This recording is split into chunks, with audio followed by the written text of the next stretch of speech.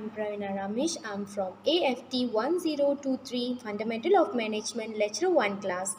My metric number is 82280827. Today I'm going to discuss all work of Frederick Winslow Taylor, Henry Fayol, Mary Parker Follett, and Max Weber as it relates to the general administrative approach to management. Are the characters I will talk about. Frederick Winslow Taylor's picture was first displayed. Henry Fayol is shown in the next photo, followed by Mary Parker Follett, and finally Max Weber. I will now explain how management was introduced. Management is what managers do. It is the process of coordinating work activities with and through other people so that work activities are completed efficiently and effectively. Management is the coordination and administration of tasks to achieve a goal. Such administration activities include setting the organization strategy and coordinating the effort of staff to accomplish these objectives through the application of available resources. Each theory has its own strength and weakness, so it is up to the manager how to combine those theories to get one of the most effective methods.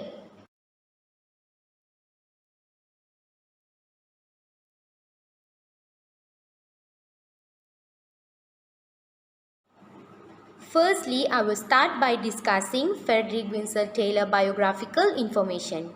His name is Frederick Winslow Taylor. He was born to a Quaker family in Philadelphia, Pennsylvania, USA on 20th March 1856. He was died on March 21st, 1915 in Philadelphia. He published a book entitled The Principle of Scientific Management in 1911. He was known as Father of Scientific Management. Next, I will give a brief explanation of how Frederick Winslow Taylor theory was approached. Frederick Winslow Taylor approach known as scientific management, and it includes four principles, which is they develop a science for each element of a man's work, which replace the old rule of thumb method. Management should scientifically choose, train, teach and develop each employee so that the right person has the right job. Management should cooperate with the employee to ensure all of the work being done by the principal, and management should ensure an appropriate equal division of work and responsibility between the management and the employee. I will then discuss the advantages and disadvantages of Frederick Winslow Taylor theory. The advantage is the payment system. According to the theory, a piecework-based payment system is implemented and tracked accordingly. Incentives are considered in this case to increase productivity and offer high wages for workers. Increased productivity results in better salaries for workers. The differential incentive strategy raises salary for productive employee. In this way, the standard of living of the employee is made better. Next, the disadvantage of using this theory is the exploitation of workers. Workers believe scientific management is a cunning method of taking advantage of them. They contend that the payment paid do not increase in line with their productivity growth. But it is not true, because Taylor himself has proved with statistical data that workers in scientifically managed companies receive wages 35% higher than those doing the same job in other companies. Workers also take away a sizable amount of benefit from improved productivity, but it should be noted that the owners have also invested a lot of money introducing scientific management. However, the share of gain given to the workers should be just and fair. Lastly, in conclusion, all principles and theories by Frederick Taylor have their own benefit. The various efforts made by Frederick Taylor to strengthen the efficiency in the industry to achieve success. Principle of Scientific Management, published by Taylor, is based on a process that is both transparent and rigorous, and also had a big impact on organization. Next, I will explain the figure of Henry Fayol. I will start with the biographical information. His name is Henry Fayol. He was born on July 29, 1841 in Istanbul, Turkey. He graduated as a mining engineer. He died on November 19, 1925 in Paris, France. Next, I will give a brief explanation of how Henry Fayol theory was approached. Henry Fayol believed that management practices in an organization can be identified through certain features. Henry Fayol developed 14 principles of management to give manager a set of values to emphasize in a workplace to achieve better and more efficient results. The 14th principle of management is division of work, authority and responsibility, discipline, unity of command, unity of direction, subordination of individual interest, remuneration, centralization, scala chain, order, equity, stability, initiative and esprit de corps. I will then discuss the advantages and disadvantages of Henry Fayol theory. The advantages is motivate employee through fair compensation. It's the theory that continue to prove true is the idea that business leader must compensate employee in a manner that motivates them to perform above standard. Salaries and wages are always a delicate subject, especially as it relates to gender pay equity. Fayol, on the other hand, did more than just talk about money, believing that non-monetary compensation was just as important. An example of this form of compensation can be easily found today. Employee awards and company outings were management and employee engaged as humans regardless of their position in the workplace. The disadvantage of using this theory is the remaining problem stems from the command and control role of Fayol theory. Orders issued by a higher authority, whether directly or through successive levels of the organization, must reach all parts of organization and response must be sent back to the central authority either directly or across level. As a result, an organization can function smoothly.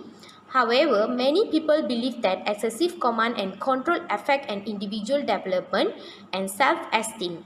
Assume manager can clearly distance managerial duties from their actual work.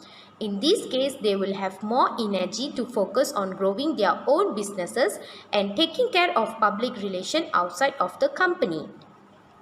Lastly, in conclusion, each of Henry Fayol theories and guiding principle has advantage of its own. The various organizational principles of Henry Fayol are being utilized by society to describe and study organization. According to Henry Fayol, these principles help managers find some of Fayol principle of management to be relevant when managing organization. Next, I will explain the figure of Mary Parker Follett. I will start with the biographical information. Mary Parker Follett was born on 3rd September 1868 in Quincy, Massachusetts, USA. Mary Parker Follett died in Boston, Massachusetts, USA on December 18, 1933. Mary Parker Follett is also known as the mother of modern management. Next, I will give a brief explanation of how Mary Parker Follett theory was approached. There are three key principles in Follett management theory. The principle of theory of Mary Parker Follett are integration, power with, and group power. Follett approach to conflict resolution through integration often produces beneficial result for all parties. Next, Follett power with philosophy provides an alternative to the coercive traditional power of approach. In the latter, manager have power over employee, supervisor have power over managers, and business owner have power over employee. Next, Follett made the case that leaders should value group power over personal power. Follett principle of group power persists widely today in management as a tool for driving a more inclusive, engaged, and motivated workforce. I will then discuss the advantages and disadvantages of Mary Parker Follett theory. The advantage of Mary Parker Follett theory is teamwork. Follett emphasized on the importance of teamwork can help managers to encourage a sense of collaboration and cooperation within their teams and to increase productivity as team members are able to work together more effectively. It can also create a more positive work environment as team members feel supported and valued. The disadvantage of Mary Parker Follett is resistance to change. Some team members may resist the changes that are necessary to implement Follett principle, particularly if they are accustomed to more traditional approach to management. These can create tension and may require additional time and effort to address. Managers may need to provide training and support to help team members adapt to these new ways of working and may need to be patient and understanding as team members adjust to the changes.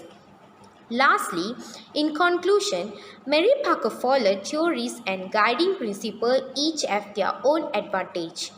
Mary Parker Follett administrative theories help the manager of the organization how to increase the productivity of the organization. Mary Parker Follett said that leaders should prioritize group strength over individual power. I will explain the figure of Max Weber. I will start with the biographical information. Max Weber was born on April 21, 1864 in Erfurt, Saxony, Prussia. He was known as Maximilian Karl Emil Weber. He died on June 14, 1920 in Munich, Germany. Max Weber is also known as a principal architect of modern social science along with Karl Marx and Emil Durkheim. Next, I will give a brief explanation of how Max Weber theory was approached. One of the Weber's greatest contribution to management theory was his theory of bureaucracy. The principle of bureaucratic theory is Weber stated a bureaucratic theory has a specialization, clearly defined rules and regulation, hierarchical structure and formal selection of employee and must be impersonal and career development. According to Max Weber, a bureaucratic organization should not just exploit the talents of its employee, rather it should ensure a way of personal growth for its employee is the theme of the career development principle. Then I will discuss the advantage and disadvantage of Max Weber theory. The advantage of Max Weber bureaucracy theory is the division of labor. It makes work easier and encourages specialization. The benefits and drawbacks of bureaucracy are incredible, linked to the necessity of labor division.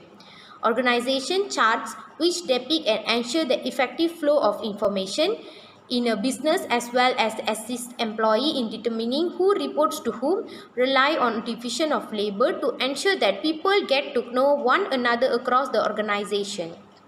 The disadvantage of the Max Weber bureaucracy theory is the poor efficiency of service and goods. A variety of rules and law must be obeyed to the advantage of relevant parties, slowing down the process and system. Rules also can be added at any moment, causing delays and increasing the workload that the public must endure. These may include additional forms to fill out, new filling regulation, or new evaluation that must be conducted. It is a process that fosters safe productivity but limits the true productive potential of individuals and departments. Lastly, in conclusion, Max Weber theories and guiding principle each have their own advantage. The management theory of Max Weber include many types of theory that manager can understand and apply in their work. There are several theories by Max Weber that is very useful now. That's all from me. Thank you.